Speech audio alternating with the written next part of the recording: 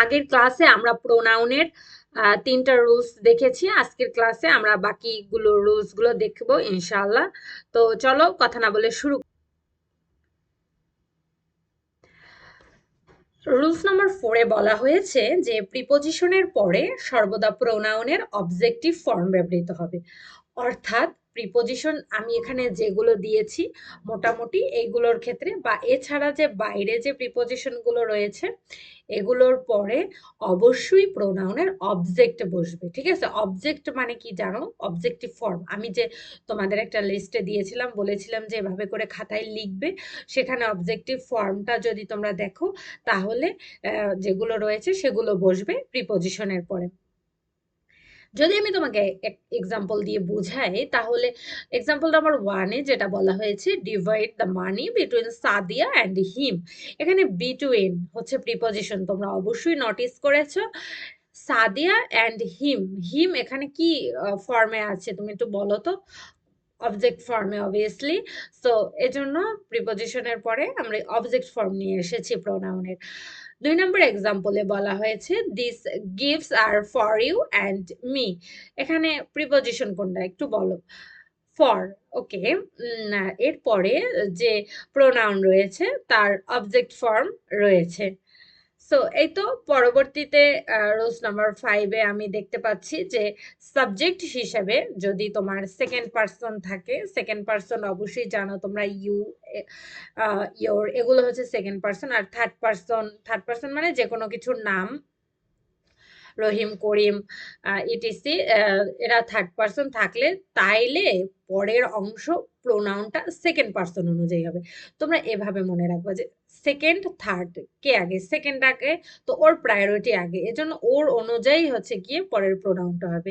ওকে, পরে হচ্ছে এক্সাম্পল দিয়ে যদি আমি বুঝতে চাই, you and he are doing your work, এখানে ইউ অ্যান্ড হি, ইউ কোন মানে পার্সন, ইউ হচ্ছে সেকেন্ড পার্সন আর হি হচ্ছে থার্ড পার্সন, তাহলে আমার সেকেন্ড পার্সন অনুযায়ী পরবর্তী মানে ই হয়েছে, প্রোনাউন হয়েছে ইউ।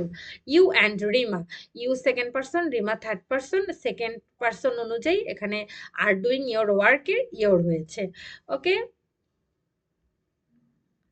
পরবর্তী রুলস নাম্বার 6-এ বলা হয়েছে ফার্স্ট পার্সন প্রোনাউনের সাথে সেকেন্ড পার্সন আর থার্ড পার্সন, মানে এখানে ফার্স্ট পার্সনের সাথে যদি তোমার সেকেন্ড আর থার্ড পার্সন যাই থাকুক না কেন, তাদের পরিবর্তে কেবল ফার্স্ট যে পার্সন রয়েছে ওর প্লুরাল প্রোনাউনটা ব্যবহার করতে হবে। এখানেও আমি তোমাকে সেম ট্রিক্স বলবো যে সেকেন্ড এবং থার্ডের আগে কে ফার্স্ট, তো ওর অনুযায়ী হচ্ছে প্রোনাউনটা বসবে। তো উদাহরণ দিলেই তোমরা বুঝতে পারবা। ইউ অ্যান্ড আই, ইউ কি second person, I first person. Clear? Have a prepared our home, আওয়ারটা কোন অনুযায়ী হয়েছে? আই এর অনুযায়ী হয়েছে, আই ফার্স্ট পার্সন, ওর প্লুরাল প্রোনাউনটা বসেছে। পরবর্তীতে আরো ক্লিয়ার হবা যে ইউ হচ্ছে তোমার সেকেন্ড পার্সন, রুমি হচ্ছে থার্ড পার্সন, আই হচ্ছে ফার্স্ট পার্সন, তো আই অনুযায়ী এখানে আওয়ার ওয়ার্ক হয়েছে। ওকে, এই ব্যাপারগুলো আসলে সিম্পল, বাট তোমাকে প্র্যাকটিস করতে হবে, একটু মনে রাখতে হবে, বারবার পড়লে ইনশাল্লাহ তোমাদের মনে থাকবে। পরবর্তীতে রুলস নাম্বার 7, এটা খুবই ইম্পর্ট্যান্ট একটা রুলস, যে আমরা হচ্ছে প্রায় এক্সামেও এসে থাকে এবং আমরা দেখে থাকি যে এগুলো আসলে ব্যবহার হয়ে থাকে। ইটের ব্যবহার, ইট হচ্ছে গিয়ে তোমার ইন্টিমেট বা জড় পদার্থ বা ইনফেরিয়র এনিমাল। ইনফেরিয়র এনিমাল বলতে এখানে বোঝানো হয়েছে ইতর শ্রেণীর প্রাণী, যেমন কুকুর, বিড়াল, এই প্রাণীগুলোর ক্ষেত্রে আমি অবজেক্ট হিসাবে ইট বসাবো। তারপর শিশুদের জন্য ইট ব্যবহার করা হয়।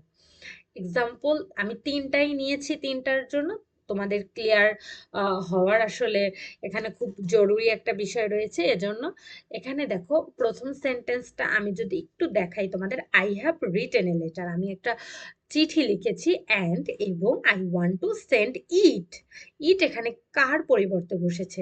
দেখো I have a written a letter, লেটারের পরিবর্তে, লেটার কি জড় পদার্থ না, তো জড় পদার্থের পরিবর্তে এখানে ইট বসেছে, টু মাই ফাদার। ওকে, দ্বিতীয় সেন্টেন্সে আই হ্যাভ এ ডগ, আমার একটা কুকুর আছে অ্যান্ড আই লাভ ইট, কুকুর কি ইতর শ্রেণীর প্রাণী বা ইনফেরিয়র এনিমাল, এজন্য ওর পরিবর্তে ইট বসেছে। The child is crying for its mother, এখানে চাইল্ড হচ্ছে শিশুদেরকে বোঝানো হয়েছে, শিশুকে বোঝানো হয়েছে, সো এর জন্য ইটস বসেছে। ক্লিয়ার? ওকে, নেক্সট যে হচ্ছে রুলস রয়েছে, রুলস নাম্বার ৮, এটা হচ্ছে কি অলের ব্যবহার। এইটা যে পরীক্ষায় কতবার আসে এবং এটা নিয়ে যত কত কনফিউশন, আমি ৪টা তোমাকে ডিফারেন্ট ভাবে অলের ব্যবহার বলে দিয়েছি। তুমি একটু কাইন্ডলি মনোযোগ দাও, তাহলে বুঝতে পারবে।